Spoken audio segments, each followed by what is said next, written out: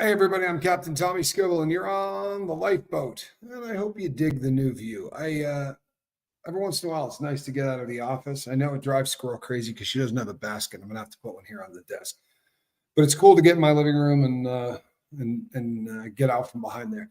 I wanted to go live, people, because when that show was over, I got a lot of people that reached out to me. I pinned one comment because someone said, I think it's important that we make a differentiation between street fentanyl and real fentanyl. And I didn't do a good enough job of this. And this is dangerous. So I really need to do this. A bunch of you are on the Duragesic patch.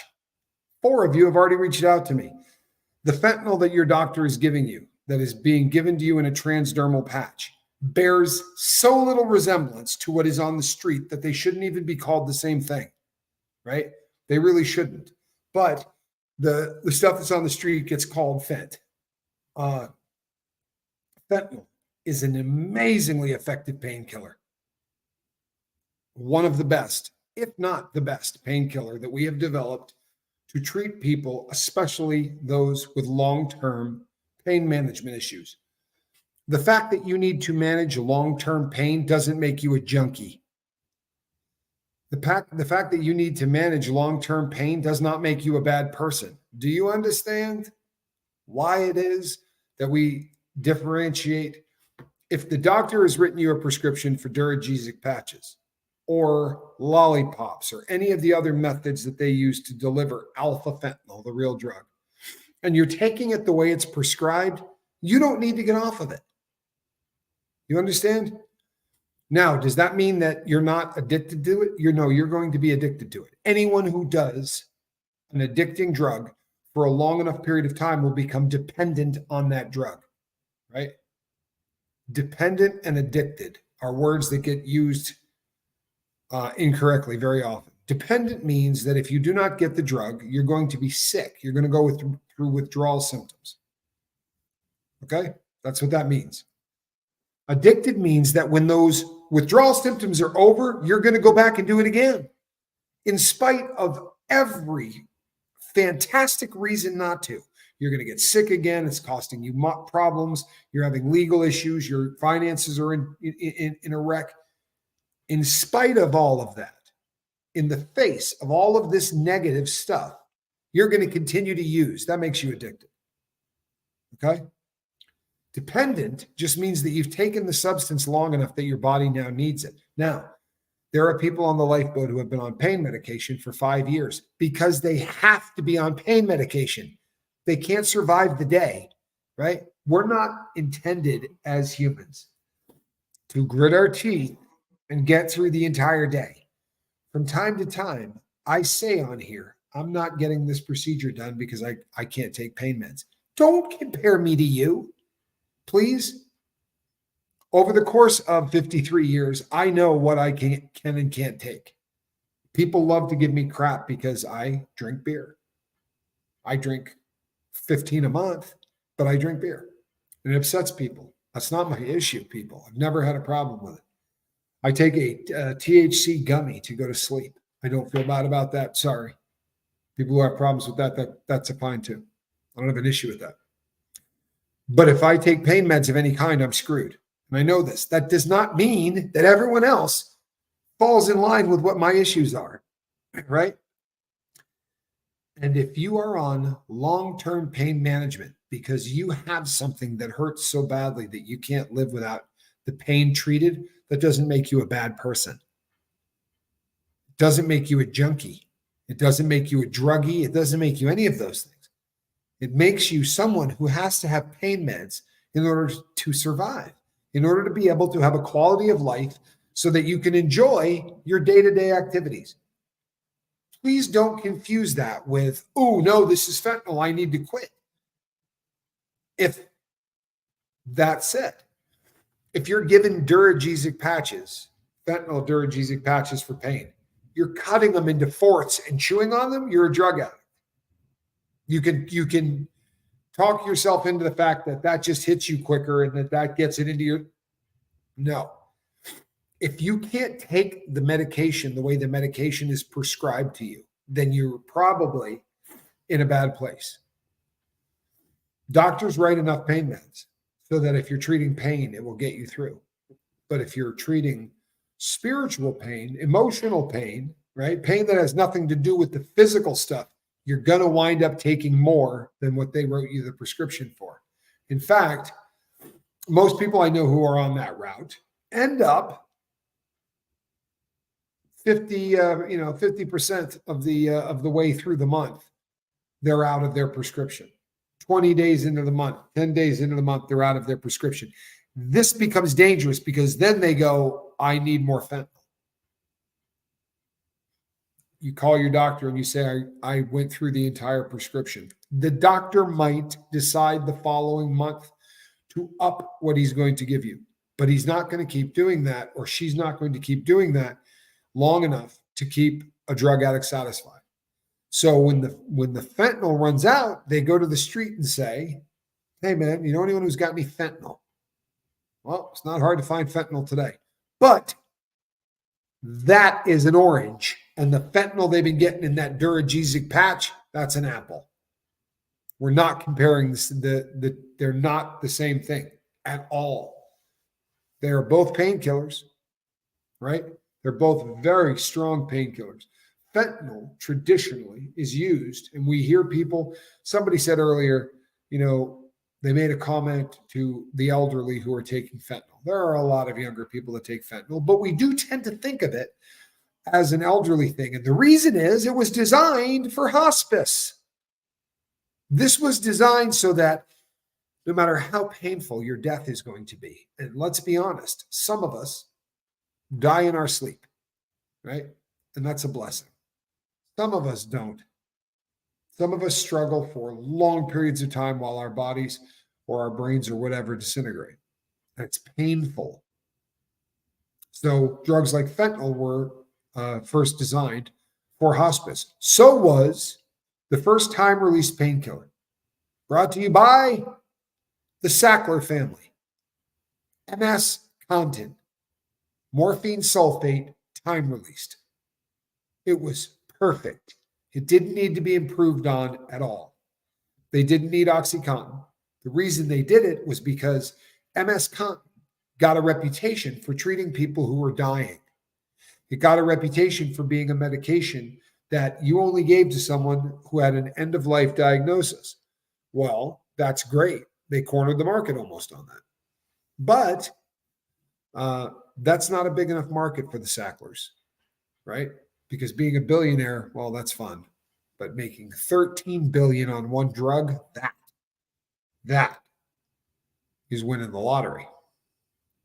Now, that's what they did. They made $13 million changing from MS Contin, taking the Contin part, which was what they had the patent on, and then using a drug that had been around forever, right? Going all the way back to the Nazis.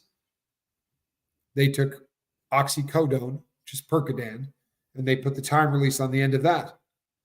So instead of MS Contin for people who were dying, we had OxyContin for everybody.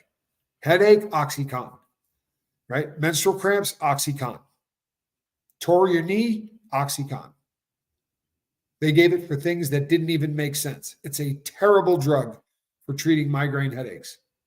I only know this from reading it. I've never tried it. But they say that it is not a good drug for treating migraine headaches. But boy, oh boy, did they write scripts for it. It's sure as hell a little too strong for cramping of any kind. But they wrote scripts for it. Fentanyl on the street is a bunch of ingredients that, in theory, if you took through an entire process, could get you to fentanyl, but they're not doing that process. They're making a bathtub dirty version of it. It's not quality controlled from one version to the next.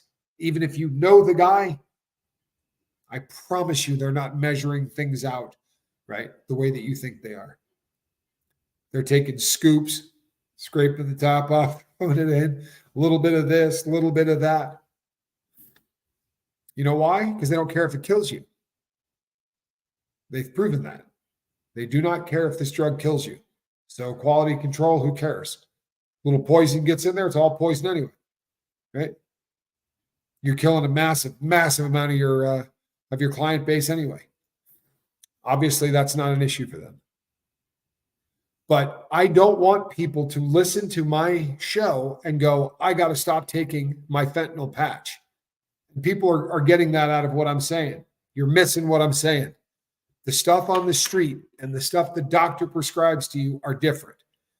If the doctor writes one patch a day, every 3 days, gives you 10 of them, at the end of the month, you have not used any more than he wrote you, then or she wrote you, then you are using the medicine the way it is prescribed.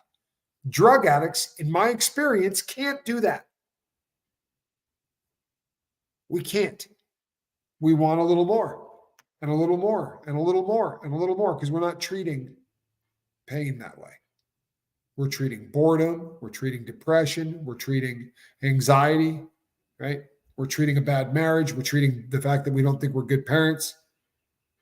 And there's not enough dope made to treat that. I was doing 7 grams of heroin a day. It wasn't enough. But if you're following the prescriptions on the bottle and you're not running out of pills, then you're dependent because you need to be dependent. What's going to happen if you take painkillers for 3 months? You're going to be dependent. Doesn't make you a drug addict. It makes you someone who's getting pain treatment. Now, if you run out of that bottle in the first 10 days, you're a drug addict. Am I clear on this? I mean, honestly, I've been doing this a minute now, and the people who are addicted to drugs do not follow what the doctor writes on that bottle. Ever. I've never seen it. I've never had someone come to me and say, I'm a drug addict. The script lasts me all month, but I'm addicted and I'd like to quit. I can tell you the truth, that's never happened, ever.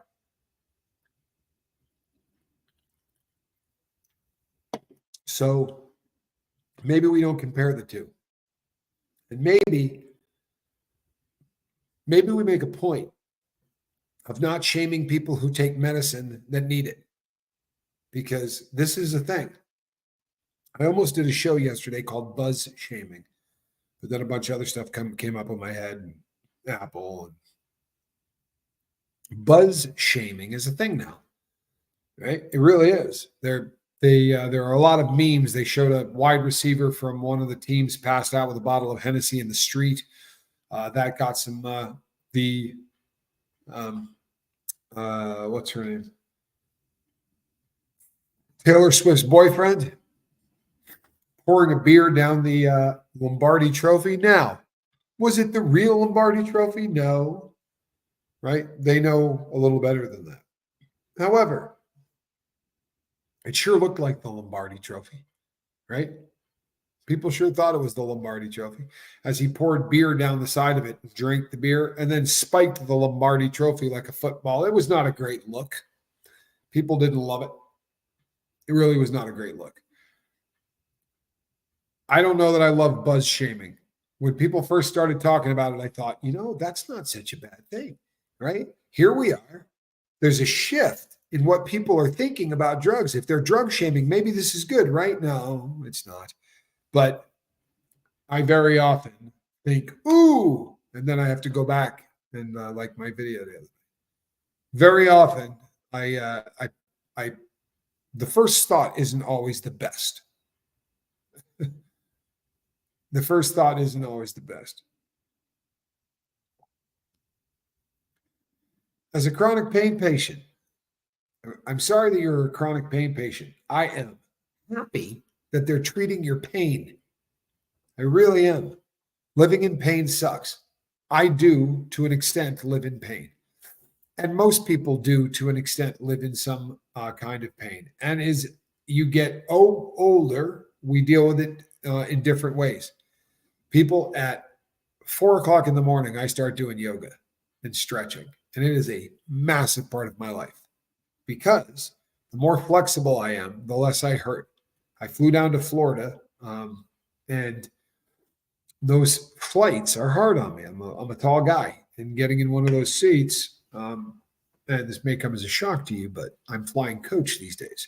And getting into one of those seats, especially if you're in the middle, I'm a little too wide for the middle seat. And it hurts. Now, I have a whole host of things I take for that pain. Some of them are actually made by people on the boat. My friend Heather makes me stuff that I use that's all homeopathic stuff. Some of it is weed related products with no psychoactive effect, just the painkiller effect. It's creams, sprays, all kinds of stuff that she does for me. I have a host of things that I do to treat pain that are non-narcotic. A host, right? One of them, if it gets bad enough, is capsaicin. People, that works, right? My brother has had the surgeries that Johnny's had. I'll let him tell you the stories because it's his story. But the number of surgeries that Johnny's had and the things that they've done, removing vertebrae and putting steel rods through his back, he was a wreck. He was a wreck. And he treats his pain without any narcotics. And he takes care of himself. It's possible, you know. But if you're not addicted to the narcotics, if opioids, but I got another shocker for you, by the way, right? I got another shocker for you. They're not bad for your body. Huh? They're not. Opioids are not hard on the body. Tommy, have you ever seen old addicts? I have. I am an old addict. But we look the way we do because of the lifestyle that goes along with it, right? But doctors don't argue the point that if it were just being put into the body the way it is supposed to, opioids are not difficult on the body. Now, a lot of times we add a lot of anti-inflammatories and stuff to them because inflammation causes pain. When you start taking massive amounts of anti-inflammatories, that can be really hard on your liver. But these are the things you talk about with your doctor, right? Zelda, I will get with Heather and I will get a link that I can put up because it's good stuff. It really is. It's good stuff. I swear by it. In fact, and now's a good time because I know she's making a batch currently. She reached out to me yesterday and said, "How are you doing on your?" I said, "I need it. I'm not out, but I will be shortly."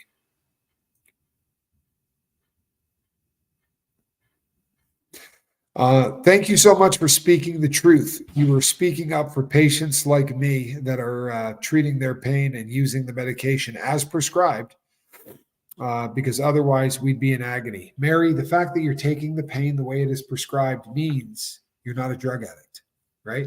But I'm so glad that you're treating your pain because pain sucks, right? No, I promise you when I tell you, nobody here wants anybody to be in pain. What we don't want is for lives to be destroyed by this drug.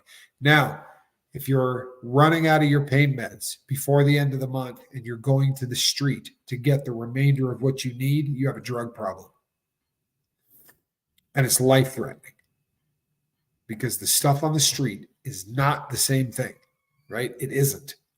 I used to, not proud of this, but I used to cut open the Duragesic patches and then inject the stuff, which is not an easy thing to do. There's a whole process, which I will not tell anybody about, I promise you.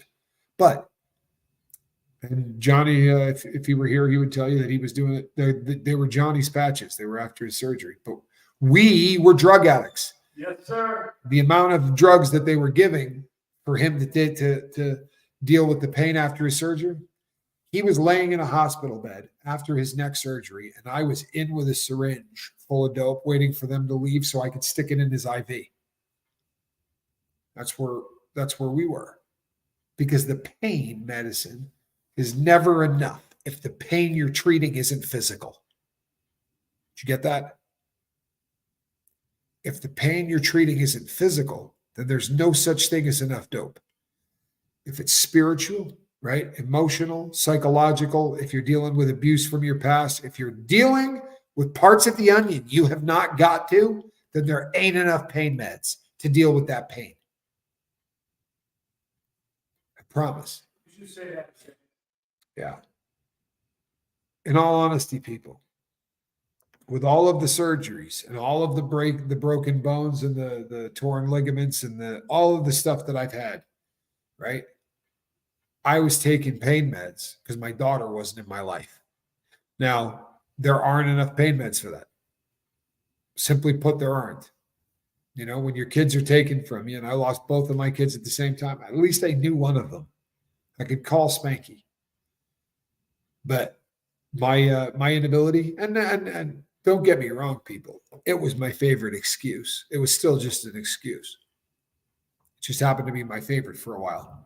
But there was always something that I couldn't deal with because I never got to that part of the onion where I went, holy, you know what? This is why I do dope, right? Once you get to that part where you go, this is it. This is why I do dope. The healing begins, right? Fibromyalgia pain is real and it can be debilitating. And yes, those migraines that come along with fibromyalgia, oh, they're a doozy, especially when they're on a roll. Fibro warrior and survivor. Lot of fibromyalgia patients on the lifeboat, which makes a ton of sense, right? Because the medical community doesn't quite have a handle on fibro yet. The reason that they don't is because they don't have a test for it.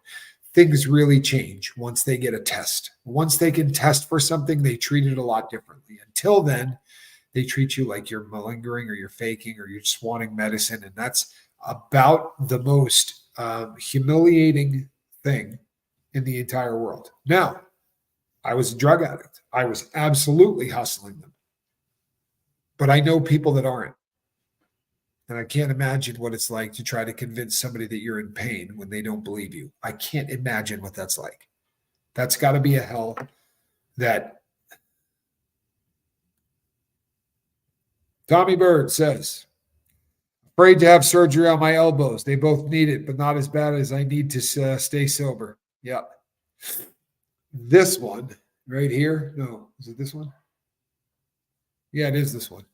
No, sorry, it's my left one. It doesn't bother me until it's bothering me, but when it's bothering me, I can't straighten it out. And that has been since 2004.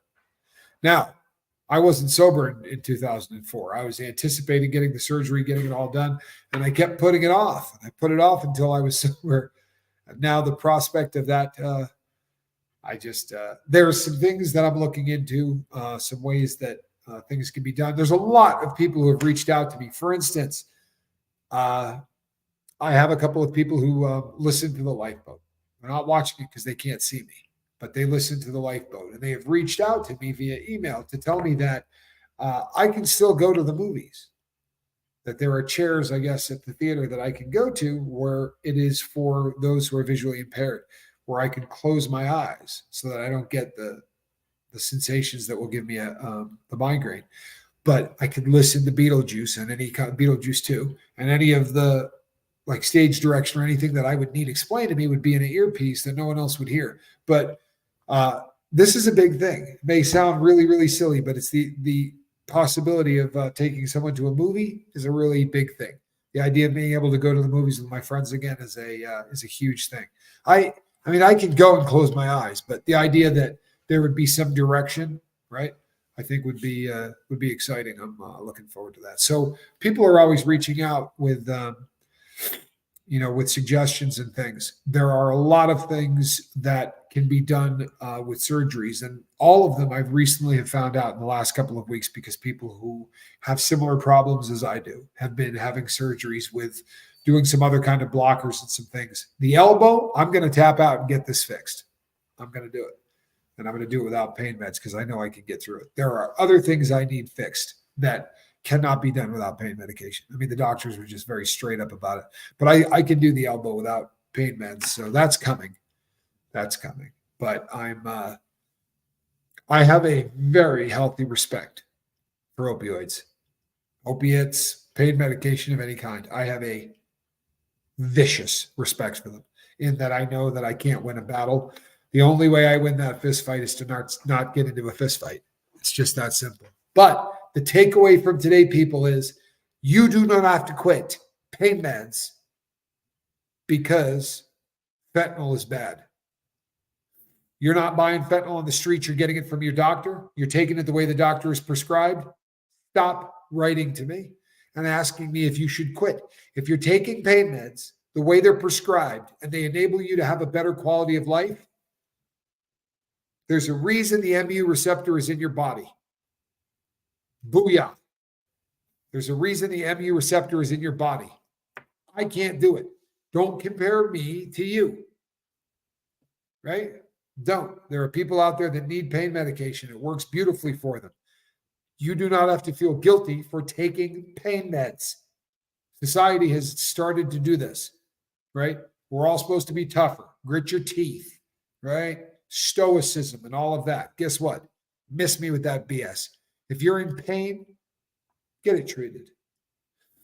If you do not have the ability to take the medication the way the doctor is prescribing it to you, be honest with the doctor immediately. Right?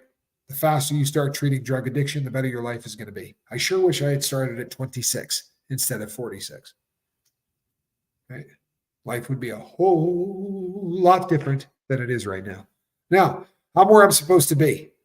I know that. It's so easy to say, too, because people go, yeah, Tommy, but if you didn't make every one of those mistakes, you couldn't be doing what you're doing right now.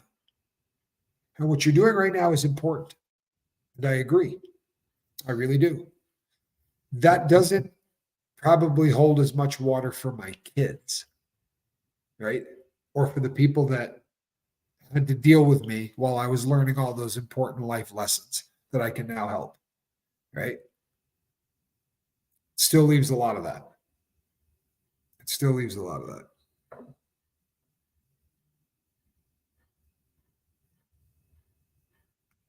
That's the spirit. Do not compare yourself to others.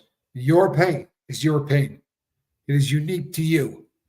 Take the medication that the doctor writes to you, whether he or she writes Fent, anything else. If the doctor writes you the prescription and you have faith in them, right? Now, my advice would be to not overdo it. Most doctors, pain specialists, and I've been to a lot of them, want you to help them through this whole process of trying to find your own dose, right?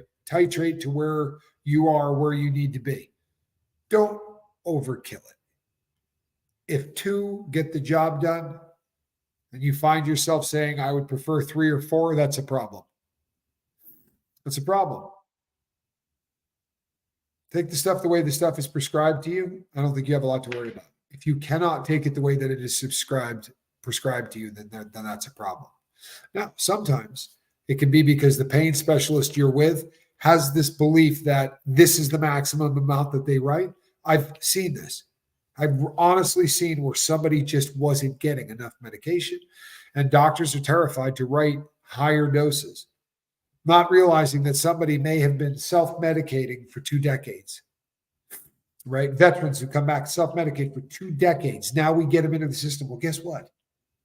You know, they've been doing heroin and street fent for 2 decades. The amount of pain meds you're going to have to give this person to treat their pain is going to be frightening. And very often they're not willing to do it. You got to get another doctor. You got to communicate. If you're not, you're an advocate for you, especially if you're talking to someone like a pain specialist, then forget it. You're wasting your time. You have to communicate with them. You have to tell them what works, what doesn't, why. Take notes. If you're taking pain medication, you should have a pain journal. You got to write down when you took the medication, how long it took to hit you, all of this. When you go in to see your pain specialist and you go like this and hand them a journal, it changes everything. They can look at it, know you're not BSing, for real. They can know by reading when you took the dose, how long it took to hit you, when it started to taper off. And once they know you're on board, you're not BSing, you just want your pain treated, then they'll work with you. The last pain specialist I went to, I really wanted my pain treated. This was years and years ago during the Sackler stuff. And I was doing trigger point injections. I was doing acupuncture. I was doing 30 other things that had nothing to do with taking dope because I really was trying to treat pain. Unfortunately, that wasn't in the deck. You know, my pain tended to run spiritual, emotional, and psychological. Please don't quit taking pain meds because there's a lifeboat. Quit taking pain meds if you're a drug addict. This is not an anti-drug channel. It's an anti-addiction channel. And if you're not addicted, don't take it. This too will pass. It's funny. I just said that to somebody 30 seconds before I went live. Do you know that? I really did. I said to somebody, my close friend, Q, used to say to me, this too shall pass. And I remember looking around and thinking, it's passing for me, right? I'm going to walk out of here. But it's going to pass for him too. Like the hat, I stole it from Spanx Calhoun. Speaking of which, where is Spanx Calhoun? Here he is. There he is. Hold on one second. You might want to mute me so I don't echo. I will start tapering off benzos initially prescribed for panic and anxiety attacks. Doctors prescribe them freely. Boy, I haven't had any real options. Wish me luck, and if you have any tips, let me know. Do not try to get off benzos faster than necessary. You have a doctor that's working with you. I have not had to do this. By way of full disclosure, I did not ever have to do this, but I have watched many people who have come off of benzos.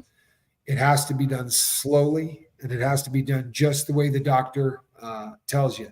Very often, we want to go a little quicker. We're like, we come down a milligram, or we come down 2 milligrams, or whatever we go. I don't even notice that. I could come down 4. You're not supposed to notice it, right? The idea is you're not supposed to notice it. So if you're going, boy, I don't even feel that. Good. Keep doing what they're telling you to do, because benzo withdrawals can kill you if you do them too fast. Not making that up. It's a fact. So please, with alcohol and with benzos, be careful. Talk to your doctor always first. All right, Calhoun. Now I'm really going to go and do what I said I was going to. But I got so many people that reached out to me. I don't want people confusing these two things. No sweat. I enjoyed it. It was a good show. You're just saying that because I'm your dad and you want to get paid. Come on to you. No, I would never do that. I'm kidding. You don't have a psychiatrist right now. Well, this is what I will say, Kristen. Someone is writing you a prescription, or you're buying these on the street. If you're buying them on the street, right, then you got to be very careful, because benzos are very popular these days.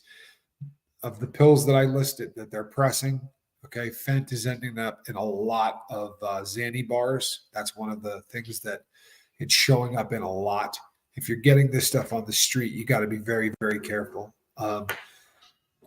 If you have to walk into an emergency room, right? Seriously, you don't have a psychiatrist or whatever. If you have to walk into an emergency room and say, I'm getting ready to quit taking these and I don't want to die, do it. Do it. I don't care what it costs, anything else. You can't quit benzos by quitting benzos. It's a process, and you want to talk to a doctor. I don't know how to say that more ways. You really want to talk to a doctor. This is a serious, if this was weed, if it was meth, if it was cocaine, but there are drugs that you just don't drop like that.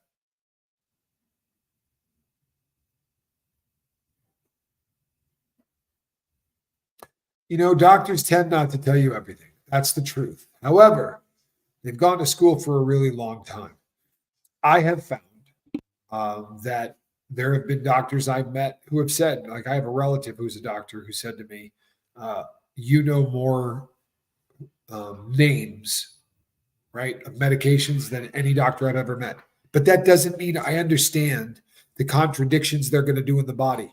I don't understand what they're going to do to somebody who has hypertension. You understand? I may understand what these drugs are, but I am not a doc, people. I'm not even close. I'm just a guy that did way too much drugs. Right? That's what I am. Please. Right there, we can leave it with that, because that's the best advice. You hear? Not to do what Tommy says, but talk to your doctor. Benzos withdrawals are no joke, and they kill people. Right?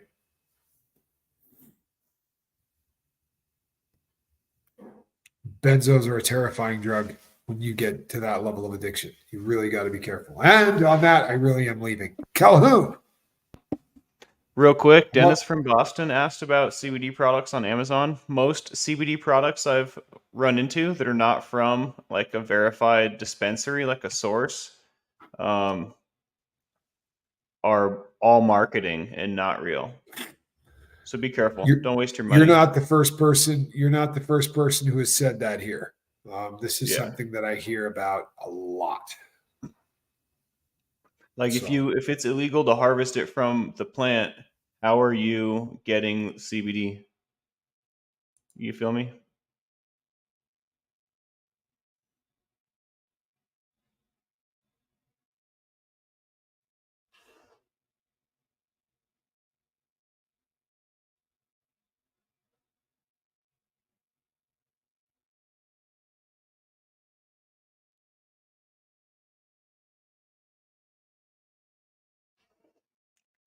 Am I still here and my dad's not? What are you guys seeing right now?